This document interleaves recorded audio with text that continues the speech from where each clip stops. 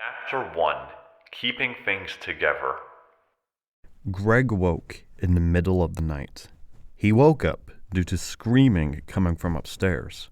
This was when Greg noticed what mistake he had made. He had forgotten to separate his parents from one another. Now they're screaming again. Oh no. As soon as Greg came to that realization, he instantly dashed out of bed and ran upstairs to the kitchen. His mom was crying, and his dad stood there with his arms crossed. The father was also upset, but he seemed to keep it together more than Greg's mom did. The father, whose name was Craig, noticed Greg and gave a look of "can you believe this woman" type of expression. This aggravated Greg, but he decided to give the notion back to him that he was on his side. Greg asked his father to come with him out of the kitchen, and as they left, the mother started to yell again towards him. He couldn't keep it together, and he yelled back. They always do that. And Greg, who was able to keep it together, couldn't understand why. He had always been good at acting as if everything was all right, even if he himself wasn't okay at all. So why wouldn't his parents keep it together? It didn't matter. What mattered now was that he had to make them both feel better. Greg and Craig went outside the house and to a nearby park. Craig told Greg about his perspective.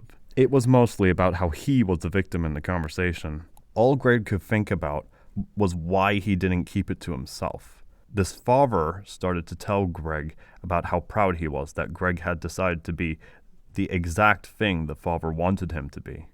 That was a chef. Greg had told his father that he would go to a cooking school, despite the mother being against the idea. The mother, whose name was Tammy, wanted him to become a soldier. Greg, of course, lied to both of his parents. They both seemed to be very proud and happy whenever he was around. It was what he was good at, making others happy. It was that has been keeping the family together. After a while of telling the father what he wanted to hear and making sure that smile stayed on his face, they both decided to go back home. As they were walking, Greg had luckily noticed his mother was still in the kitchen. And because of this, he decided to tell his father that he had forgotten to do something at home and had no time to waste. So he ran before him to the house and started to comfort his mother, Tammy, in the process. He managed to take Tammy to a room where he knew the father wouldn't go. She needed a break after the hard day, and luckily for her, Greg managed to keep them both away from one another. After she talked about her perspective on things, Greg managed to give her the answers she wanted and make her very happy.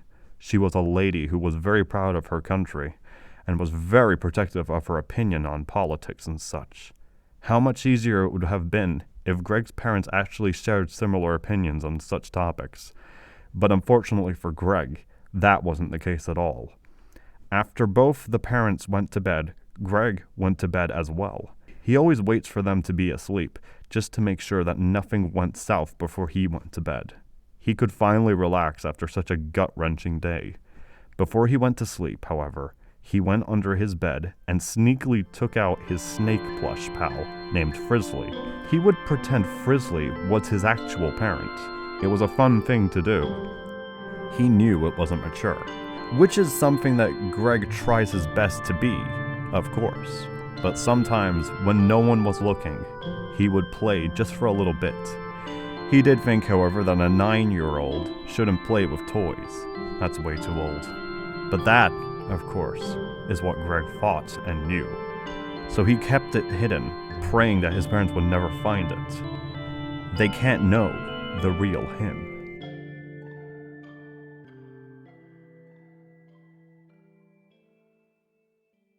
Chapter 2: Unexpected Guests. He woke, and all he could hear was his mother cooking. At this time, his father would never be home due to him being at work. He worked at a restaurant in Munburg, the town which Greg resides in. Greg decided to go upstairs and greet his mother, who was baking bacon and eggs. She seemed a little on edge, which was understandable. "Greg, you're on my side, right? You would never do anything to go against me, right?" his mother said while stuttering. "Listen, Mom, I'm on your side, no matter what. It makes me super angry with the way Craig treats you. His beliefs are so silly." Greg said this, But of course, the words were chosen out of making her happy. All Greg wanted at this moment was to have his mom happy. And he had seemed to manage to do that, considering the smile the mother was putting on. It made him happy to see that there was hope he could bring to others. It was his job to take the responsibility to never show fear. His mom passed him the food. This food was made by our proud country, by the people who put their dedication into making all of this for us. These people are the same people you will fight for. You will make the flock proud. You are already turning out to be a fine man, his mother said. Greg admittedly didn't give a single damn about what she was saying. However, it was making her happy, so it was good enough. As he finished his meal, he got his backpack and began walking to school. But along the way, he accidentally slipped on a pile of flowers in the playground he was just passing. He noticed that he scratched his nose, but luckily it wasn't bleeding. He also noticed that the flowers which he fell on started to emit a scent he was completely unfamiliar with. It smelled wonderful, like honey. However, he didn't have time to stay there. He had to get out. He had to get to school. When he left the place, the flower's scent went through the sky and into the forest. The scent noticed the ship which it needed to get to and started descending to it. A Velociraptor by the name of Cheddar was trying to repair one end of the ship and noticed the scent head towards the engine of the ship. "Oh boy, here we go again," said Cheddar as he finished the repairs he needed to do. "It's done, Dianthus," he yelled. A large ladybug went out of the ship with an excited look. Along her was a large rat who was wearing a newsboy cap. "Yep, it seems as if we have our first customer," is what 𝐍𝐨𝐭 said while looking at the tablet he was holding.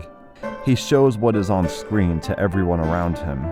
"Oh, finally, we'll be able to make the world a better place. I can't wait," Dianthus said, as she stroked on her ladybug wings. Umbellata, who was a butterfly, was simply looking around her gear, seeing what might interest the boy when they meet. Luckily for her and all the others who worked on the ship, they were all an equal height to your average human. "Did it have to be a boy? Most of these toys are meant for girls," complained Umbellata. "Nonsense. He will do just fine. So tell me, 𝐍𝐭, what are the issues about?" asked Dianthus. "It doesn't say much, but apparently it has something to do with his parents.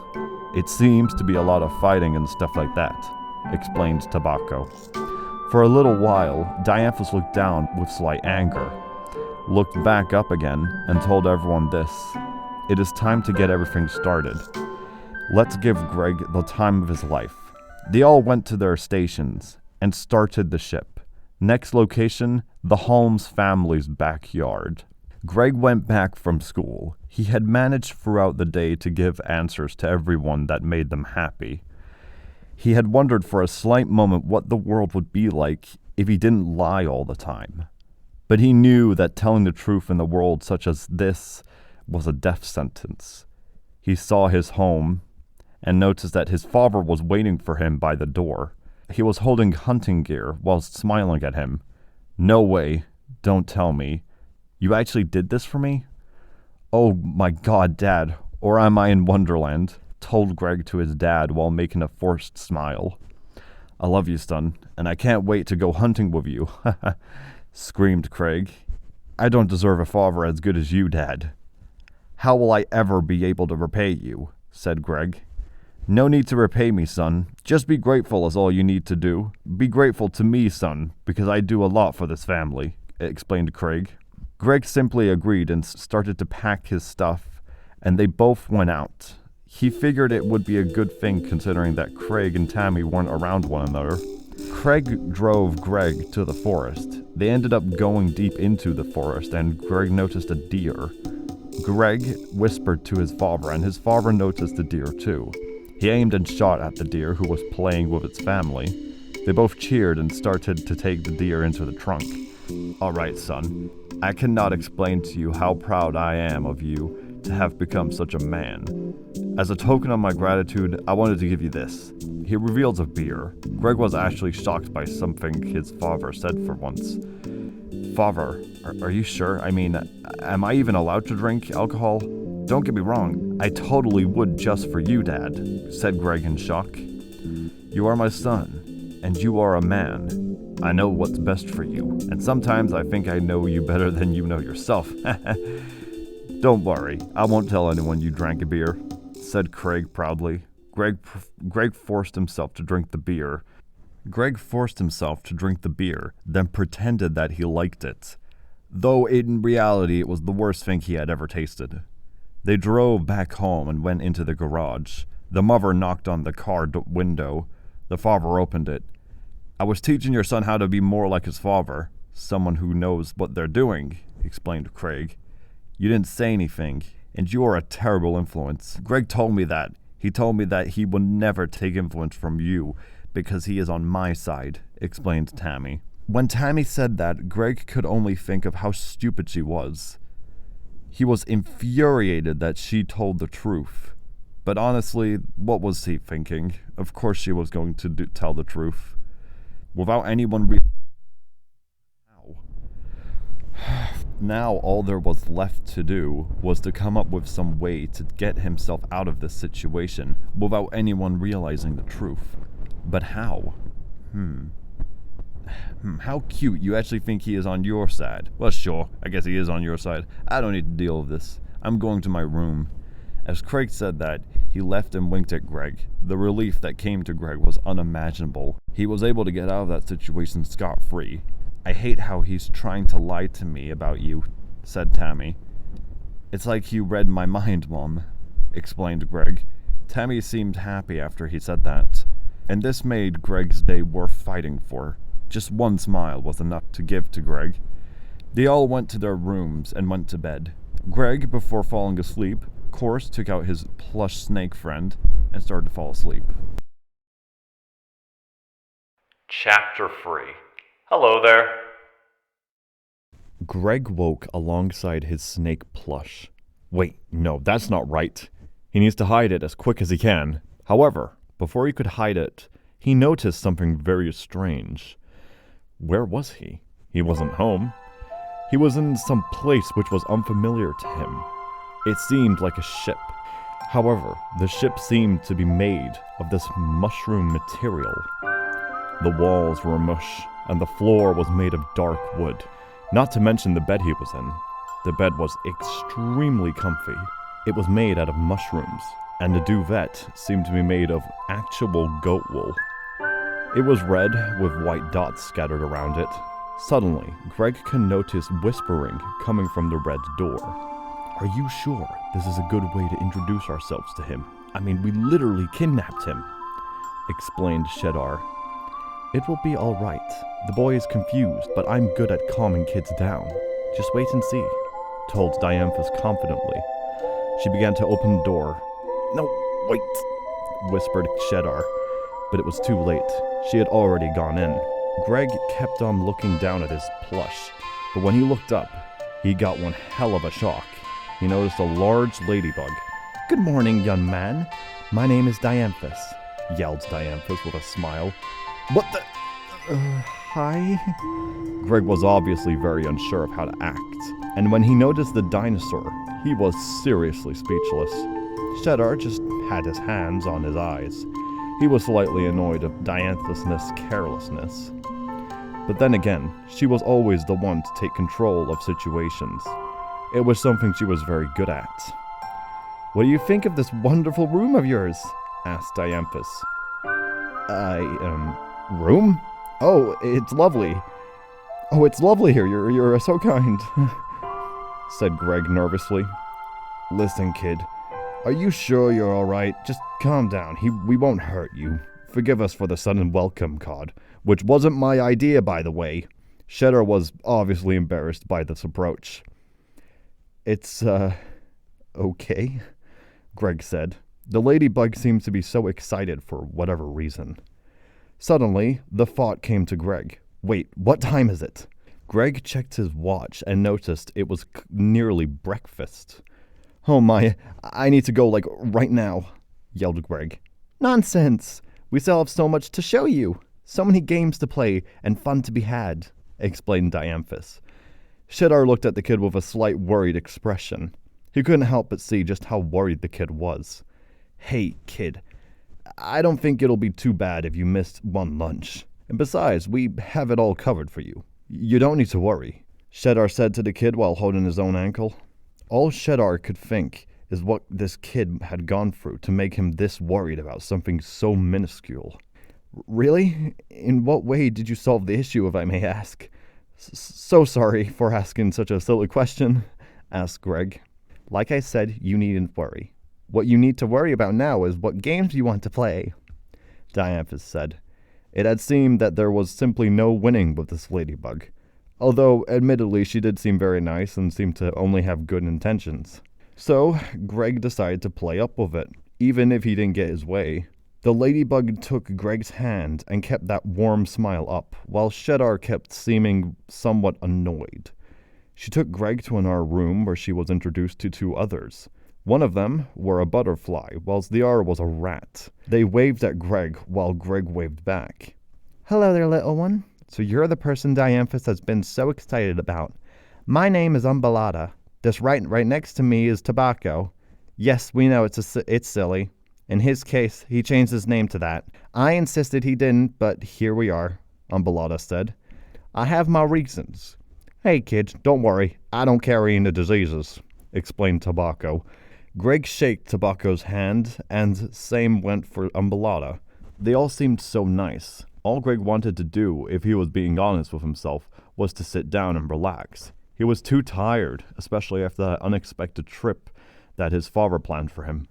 You seem very tired, Greg. I do hope it was not too overwhelming. Perhaps we could sit down and watch a movie together. I'll happily prepare some hot chocolate, said Dianthus. Greg agreed to it. Right as he said he was in for it, Dianthus took Greg's hand once more and took him to the massive couch. The couch seemed too big, even for the people who worked at the ship. Or was it even a ship? At this point, Greg couldn't even tell. He asked Tobacco what movies they had. He explained that they could watch any movie in the world. He joked about how they were technically pirates. Greg got extremely on edge. Stealing? Maybe we should watch one of the movies I have instead. When Greg said that, Tobacco quickly asked the kid, Hey, it's fine. Do you want to watch one of your films? Tobacco questions. Well, perhaps we should watch that film about a true story. Greg seriously didn't want to watch it, but it was a very mature movie to watch. However, unfortunately for Greg, Tobacco was extremely bright. He saw right through him that he didn't want to watch it. So, Tobacco decided to try and trick him into watching something that he maybe liked. It was hard considering that this kid was never going to just stay what he wanted. And this fact alone made Tobacco determined to figure out why this kid was such a liar in general. Huh, really? You want to watch that documentary? Can't say I really like documentaries at all. How about this one? It's a story about a big fruit and this boy who makes friends with bugs, suggested Tobacco. Well, whatever you want, I don't mind, said Greg. No, kid, I'm asking you what you want to watch. It's okay, kid, it could be anything. Tobacco hid it, but he couldn't deny just how hard it was to get through this kid. Seriously, who hurt him? Kid, I'm serious. I won't judge you for whatever you're in. Just please be honest with me.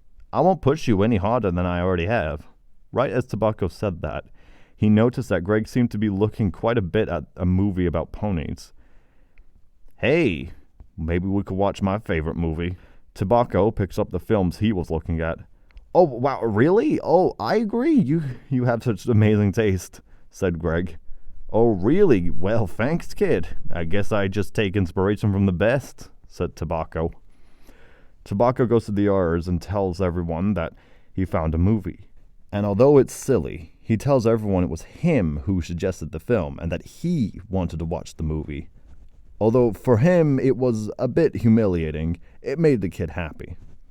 You seriously don't take me for a pony fan. You seriously don't, Tobacco, said Umbellata. Yeah, well, what can I say? I'm into all sorts of stuff. Is it a crime for me to enjoy the more wholesome things? Tobacco said with a confident smile. Umbellata laughed a little at that response, thinking to herself just how cheesy it sounded.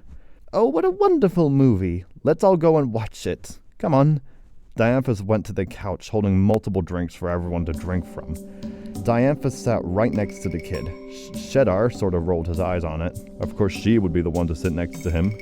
In Cheddar's perspective, she tried way too hard.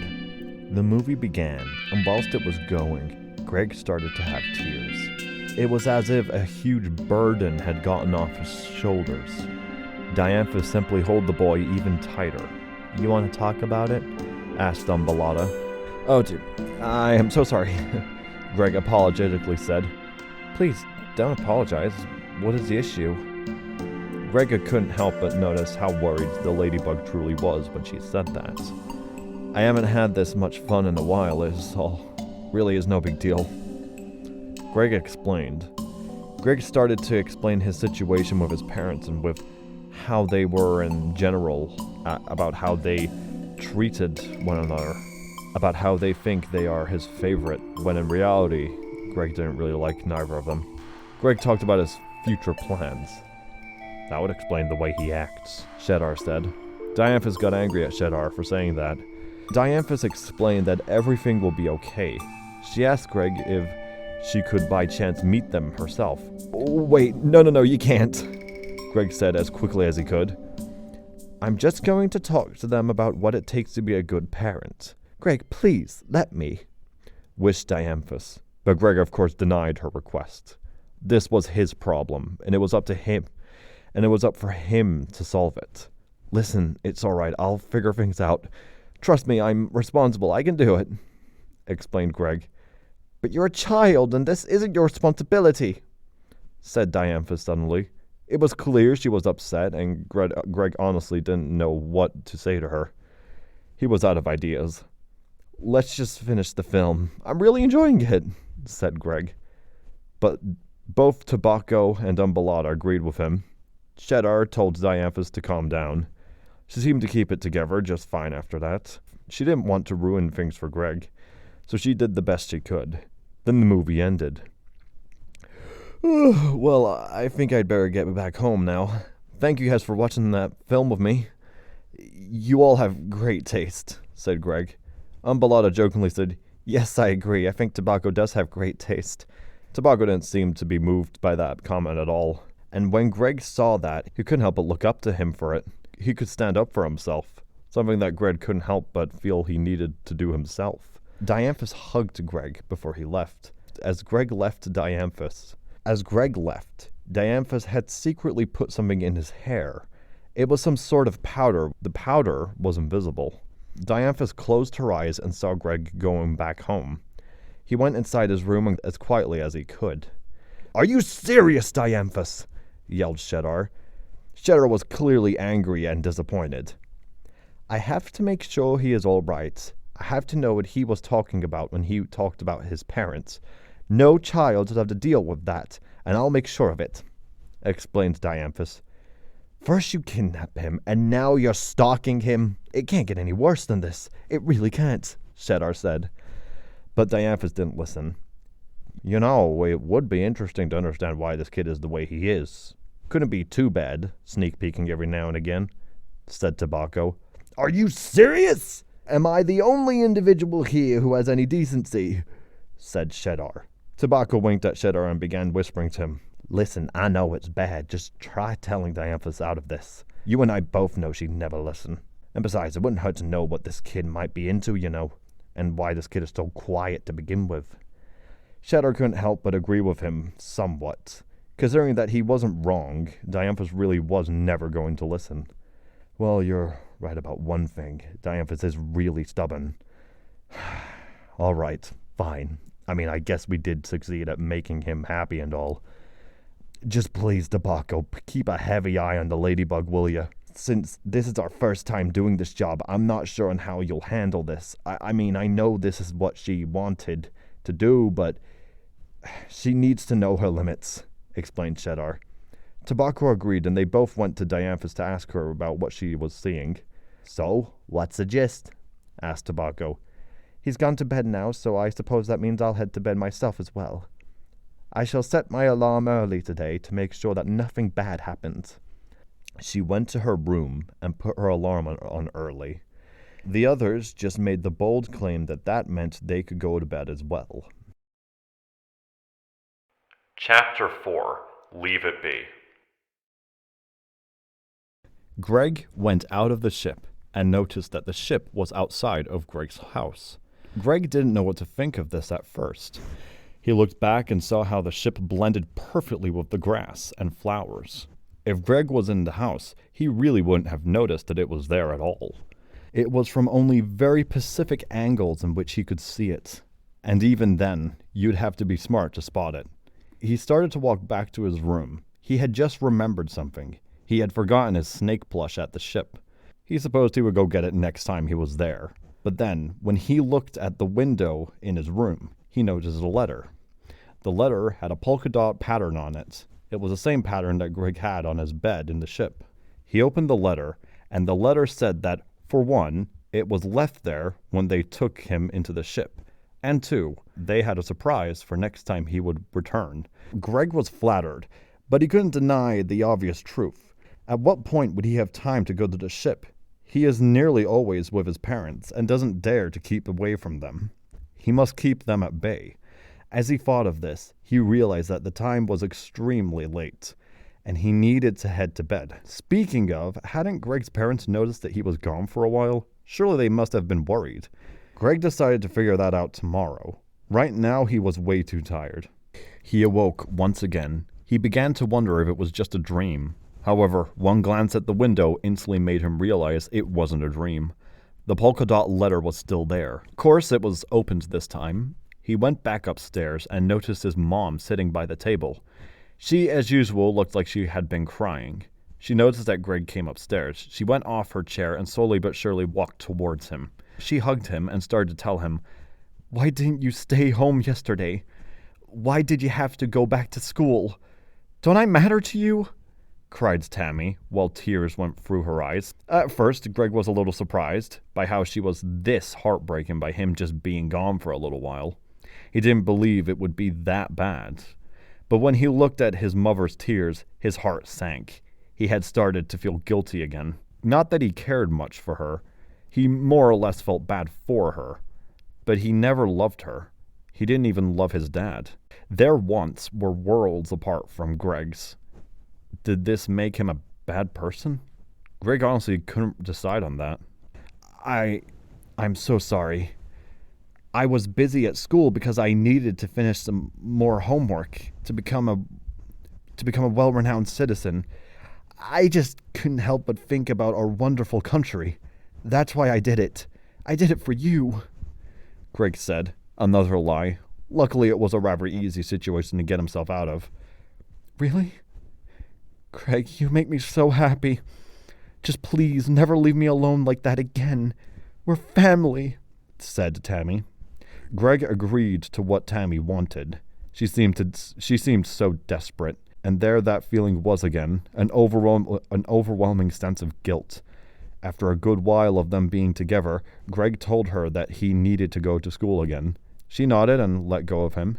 He went out, and as he went out, he noticed his dad coming to the house. Greg tries a trick he thought might work. "Hey, Dad, you want to go to our friend's house?" yelled Greg. "Oh, him?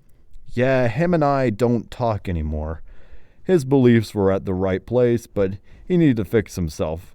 One thing that's for sure is that I didn't do anything wrong. You know, it's a real shame that people like you and me never get anyone who is actually competent," explained Craig. At first, Greg nearly laughed at what he had said, but he kept it in. He agreed to his father and noticed it was too late. His father already went into the house. Greg knew he shouldn't, but he couldn't help himself. He ran back into the house, and there they were, fighting again. Dianthus had her eyes closed, and she saw in her vision what Greg was seeing. A fight between what she considered useless parents. It drove her mad that his parents didn't even consider the fact that he was in the same room as them, that they were too focused on their own problems to even consider what it felt like for Greg. Umbellata went into the same room as Dianthus, and she noticed how enraged she seemed. She stood there for a bit, and after a bit of standing around, she finally decided to ask the question. "Dianthus, whatever is the issue?" asked Umbellata. Dianthus took a heavy breath and told Umbellata about what she saw. Umbellata was angry for Greg when she first heard this. She wanted to help Greg, and so she proposed this. Perhaps we could give the kids some tips on how to deal with stuff like that. I've searched up many articles on situations like this. It's not much, but... Before Umbellata could finish her sentence, Dianthus put up her ladybug hand and said this. Wouldn't it be better if he moved in with us? When Umbellata heard that, she had to take her time to consider what she wanted to say about the idea. She didn't really know what would be best. She was also a little annoyed considering that she was trained to entertain, not to be a therapist for kids. Hey, why don't I go get the others and we can talk about that, huh? Said Umbellata. Dianthus nodded and said, Yes, I do think that is a good idea. I mean, there has to be a better option, said Dianthus. Yes, well, I'll go get the ours. As Umbellata said that, she went out the room, admittedly was a little nervous. She knew that Dianthus could be, very bossy in her perspective. She could handle it, but could Greg? She picked up Cheddar and 𝐍𝐭-𝐇𝐮𝐬, who were both playing poker. They all went back into the room where Dianthus was supposed to be, and noticed she wasn't there anymore. They all looked at one another in worried expression. She was right here, Umbellata said. Cheddar looked to his side and got even more shocked when he saw Dianthus walking towards the house. What are you looking at, Cheddar? 𝐍𝐭-𝐇𝐮𝐬 asked. Right when he asked that, Cheddar pointed out the window, and when they all saw that Dianthus was walking towards the house, they all dashed out of the ship. They waved their arms at her, screaming to stop. Dianthus was only footsteps away from the door, and Cheddar stepped in front of her. Are you crazy? What do you think you're doing? I swear, if you're going to try and confront his parents, then you've actually lost it, whispered Cheddar to Dianthus. But he's so uncomfortable and unhappy there. Besides, we can fix the mess we make. We have the tools, explained Dianthus. However, Cheddar didn't know what she was talking about. They didn't have any mind-controlling tools of any kind. Listen, Dianthus, we're going back to the ship now, Cheddar said, as he grabbed Dianthus' arm and dragged her back to the ship. Both 𝐍𝐭-𝐇𝐮𝐬 and Umbellata looked at one another with a saddened expression when this happened, though they understood why Cheddar was mad. They both went back to the ship and noticed that the parents had stopped screaming. They assumed that the parents parted ways or something like that, and as they did, they noticed someone opening the door next to them. They panicked and jumped to the nearest hiding spot. But then they noticed it was Greg who came out of the house. He seemed overjoyed to see them. They all smiled. Hey, kiddo, what's cooking? We overheard a lot of yelling. Everything all right up there? Asked 𝐍𝐭-𝐇𝐮𝐬. Greg said it was nothing, but 𝐍𝐭-𝐻𝐮 and Umbellata looked doubtful, but didn't push it. However, they both knew what Dianthus would be like. She wouldn't give up. That mixed with Greg's lying tendencies made the whole stick real worrisome. 𝐍𝐭-𝐻𝐮 debated to himself if he should give Greg advice, but he didn't want to make things worse than they already were. He supposed he just let it happen, even if Umbellata gives him the look. She clearly wanted him to say something, but he thought this would be the best option. So as Greg went back into the ship, he noticed Dianthus looking sad. He couldn't stop his words once they came out. Hey, Dianthus, what's wrong? Are you all right? What was funny was that those words were so automatic at this point.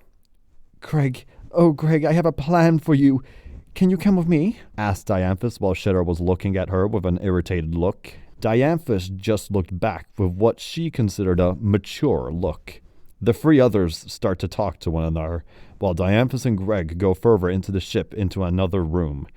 Greg finds himself in this room which seems like an aquarium, with vines coming down from the ceiling. This seemed to be a Dianthus' office from what she could tell. She went to her desk and sat down. Why don't you take a seat too, love? She said while pushing the seat nearer Greg.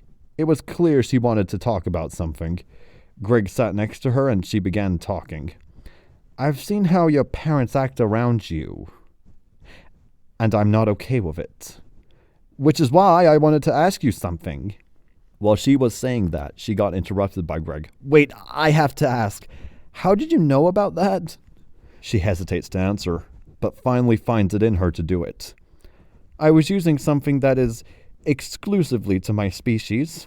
It is a form of powder which allows us to see and feel everything that happens around the powder. I might have put in some of it onto your hair yesterday. Greg became super on edge when she said this. However, after a bit of being quiet, he finally decides to say something. Listen, I didn't give you permission to do that. You can't just... Greg gets interrupted before he can finish. I knew it! You could barely think for yourself, Greg. Don't you want to be in a happy family, Greg? I really think you should move in here with us, away from that horrible species of yours, Dianthus said hastily. Horrible? So what, am I horrible now? Greg replied. What? No, you're wonderful. You're so mature and good-willed. However, you're too... adult. Which is a good thing, but you deserve better. You deserve to live a happy life. I will stop at nothing until you get a good life. I know how it feels, Greg. I really do. Dianthus was clearly upset by this, and Greg was so ready to apologize and tell her that she was totally right and that he was the arrogant one. But he felt it in him. There was this raging sensation which was screaming at him not to. Because of all these mixed emotions, he didn't say anything.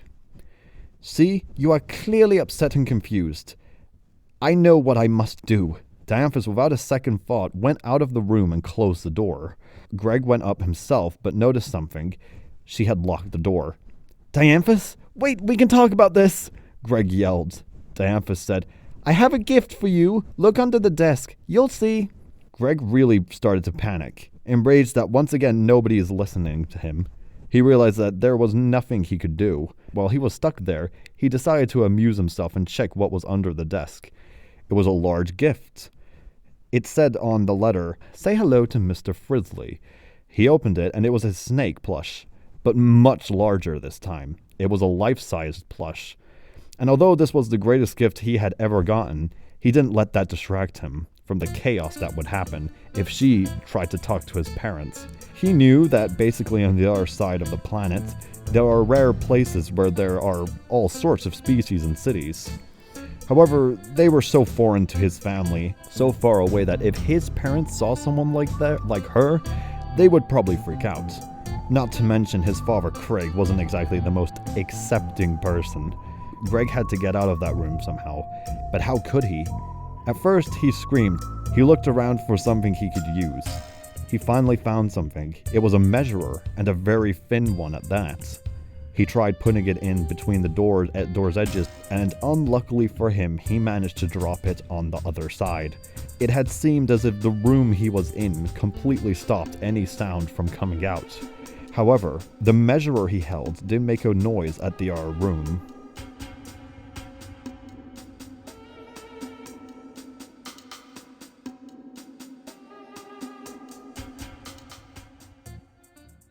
Chapter 5. Get Off. 𝐍𝐭 and Cheddar were talking while Umbellata was in her room, debating to herself whether or not she wanted to stay in this job. 𝐍𝐭 and Cheddar were talking about what they would do and how things would work out if the kid actually did stay. It was admittedly something they weren't really ready for, but then again, they did sympathize for the kid. They noticed Dianthus coming out of the room which Greg was in. They found it odd that Greg didn't come out with her. Hey Dianthus, where's the kid? Yelled Cheddar. Oh, he is fast asleep, no need to worry. After his parents had an awful argument, he got so tired, explained Dianthus. Cheddar supposed that made sense, although he really wasn't expecting it. 𝐍𝐭, on the other hand, was very suspicious. All right, well, why are you leaving the ship? I can't imagine there being any reason for you to leave if the kid is here anyway. Dianthus really wasn't ready for that question, which she did question herself on, especially since it was so obvious that someone would ask that question. She quickly thought of something. Oh, I'm just getting some more powder from the flowers. You know how my species is. Dianthus prayed they would fall for it. Well, if you say so, good luck with those flowers, 𝐍𝐭 said to Dianthus. However, 𝐍𝐭 wasn't falling for it. He decided to go to the room Greg was in and noticed that a measuring stick went through the door. All 𝐍𝐭 could think to himself while this happened was, checkmate. Yep, definitely going out for powder, huh, Dianthus? I think not. 𝐍𝐭 went for the door and noticed Greg holding the chair up ready to hit the door with it until he noticed 𝐍𝐭 standing there. Greg and Tobacco looked at one another awkwardly for a bit. Greg decided to finally put the chair down, and Greg begged Tobacco to explain to him where Dianthus went. I think you and I both know where she went, kid. Come on, let's go get her. Are your parents still home? Asked Tobacco, and they, after that, started to run faster to the house. Once they arrived, Tobacco slammed the door open. Greg looked at Tobacco with a disappointed expression. Was that really necessary? Greg disappointingly asked to Tobacco. Come on, kid, we seriously don't have time to lose right now, Tobacco said while dashing forward into the hallway. Both Greg and Tobacco noticed Dianthus ready to knock on the door. She was holding something that Greg wasn't familiar with. However, Tobacco knew what it was. The expression of shock on his face wasn't exactly promising. This Greg knew. Dianthus noticed them while having her hand by the doorknob. She looked down for a bit, looked saddened, but still determined. She looked back up. Greg? Tobacco? I'm doing what's best for all of us. Someone needs to take responsibility here, and if it must be me, then so be it, Dianthus said. You listen to me, Dianthus. You will stay away from that door. If you're going to try to take Greg's parents away from him just because you think you're doing what's right, well then I believe I quit, Tobacco angrily said. Greg looked at Tobacco with confusion. Quit? Greg said with confusion. However, Tobacco didn't answer him. He seemed to focus on Dianthus. Whatever Dianthus's plans were couldn't be good. That was obvious to Greg. Greg also knew that the room she was going to enter was Craig's room. Before neither Tobacco or Greg could do anything, Dianthus entered the room and slammed the door shut after her. Greg could overhear Craig's screams. Who the hell are you? A monster? What's going on? Stay back, I have a gun. Both Tobacco and Greg heard the gunshot, and then after a bit, Craig stopped shooting and stopped screaming. Did you kill him? Yelled Greg. No, I would never do such a thing. He's knocked out. Seriously, Greg, you haven't even asked how I feel, said Dianthus. Maybe you should listen to what Greg tells you instead of doing everything for him, yelled Tobacco. Right as he yelled that, both Cheddar and Umbellata ran in as well in the panic. Umbellata picked Greg up and Greg simply pushed her off. Kid, you need to get out of here. The police might think you... She gets interrupted by Greg. No, you listen to me. I'm gonna do my own thing, and nobody here will stop me, or have anything to say about what I'm doing. Got it? He runs upstairs after that, praying to find his mother. After a while of looking around the house, he tries looking in the garage, and he finds his mom crying by a workbench. She notices him. Oh, Greg. Greg, I need you. I need you so bad. It's your responsibility to care about me. I am your mother, Greg, she told Greg. Greg had to admit it. It was a bit out of nowhere. How bad was that recent fight they had? Greg decided he couldn't handle much more of it. That's terrible. But I personally need to be alone right now. Greg gets interrupted. Oh, so you don't care about me? You're supposed to be there for me, and now you're trying to run away from me? Tammy tries to tell Greg. I'm not trying to run away from you. I just really don't want to be around you anymore. I need help. You need help. Tammy was clearly very insulted by this comment. She started to cry even more. What is wrong with you? How could you say that? Tammy started to walk to Greg with an angry look. Greg noticed and ran out of the garage and barricaded the door. Tammy tried slamming the door open, screaming at Greg that he betrayed her. As Greg was holding the door shut, Dianthus ran upstairs and out of nowhere tried to hug Greg. Tobacco pushed Dianthus off of Greg, and while that happened, Cheddar decided to help hold the door closed for Greg. Greg became overwhelmed by all of it and decided to run out of the house and into the forest next door. He ran in as much as he could up until he reached an empty playground, an abandoned playground which practically speaking never gets used anymore. He decided to sit in one of the chairs in the park while having his hand on his chest.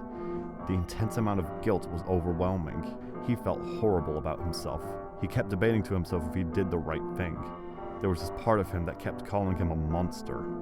However, there was also this other part of him that couldn't help but feel justice. felt that he had to fight for himself. He couldn't help everyone. Right as he thought this, he noticed the 4 others trying to find him. They all yelled out his name, but Greg already knew that Dianthus technically already knew where he was anyways. She noticed him and tried to act surprised by it, but before she could run towards him, Cheddar and Umbellata stopped her. She looked worried and said, may I join you? After she said that, the 2 others let her go. She didn't go to Greg, she simply waited for a reply from him. Greg looked at 𝐍𝐭-𝐇𝐮𝐬 and didn't say a thing. However, it was obvious that Greg wanted to talk to him. Dianthus looked at 𝐍𝐭-𝐇𝐮𝐬 in a worried manner, as if he would say the wrong thing. It was clear that Dianthus didn't trust 𝐍𝐭-𝐇𝐮𝐬 at all. However, 𝐍𝐭-𝐇𝐮𝐬 didn't care what Dianthus thought. He simply did what the boy wanted to do. He stood by the chair which Greg was sitting on, and it was clear that he was open for conversation. "Wanna talk, kiddo?" asked 𝐍𝐭-𝐇𝐮𝐬 calmly. I'm scared if I did the wrong thing. Am I a monster? Am I a monster for pushing my mother away? She clearly cared about me, Greg said. Kid, what has your mother put into your head to make you think such a nasty things about yourself? Asked 𝐍𝐭-𝐶𝐮𝐬. Greg got a little startled by that simple question. Well, she never really said anything bad. I just sort of made a lot of assumptions. Oh no, did I end up believing these assumptions were real?